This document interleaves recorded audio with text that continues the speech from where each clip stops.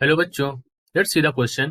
The question says the source of electromagnetic waves can be a charge moving with constant velocity, moving in a circular orbit, at rest, or falling in an electrical field.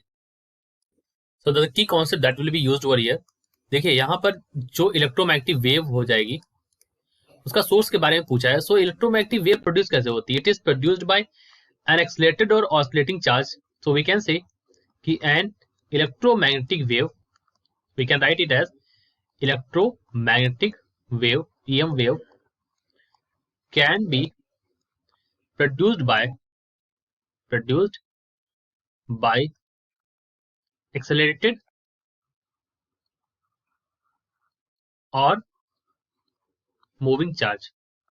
Okay, so किससे produce होगी? या तो accelerated charge होगी या हमारा moving charge होगा, उससे हमारी इलेक्ट्रोमैग्नेटिक वेव प्रोड्यूस होती है. दैट इज मीन्स कि चार्ज जो होगा हमारा किसमें होगा? Charge is in accelerated state. Okay, so अगर आप देखें यहाँ पर तो हमें वो चार्ज चुनना है, यानी कि जो की कॉन्सेप्ट हमारा कहता है that it is produced bye accelerated और मूविंग चार्ज. तो चार्ज हमारा एक्सेलेटेड और मूविंग होना चाहिए. तो ऑप्शन नंबर ए देखिए, इन्होंने कहा है कि the moving with a constant velocity. यहाँ पर वर्ड आया है कांस्टेंट वेलोसिटी, यानी कांस्टेंट वेलोसिटी मतलब है अगर वेलोसिटी कांस्टेंट होती है तो एक्सेलरेशन क्या हो जाएगा हमारा? जीरो. बल्कि यहाँ इन्होंने कहा है कि एक्सेलरेशन जो होना चाहिए वो होना चाहिए because it is an accelerated और मूविंग चार्ज. तो ऑप्शन नंबर ए तो गलत हो गया हमारा.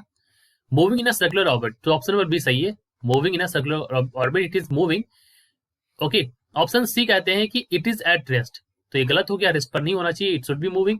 ऑप्शन डी कहता है falling in electric field. So देखिए अगर इलेक्ट्रिक की फील्ड में फॉल करेगा it means it is moving.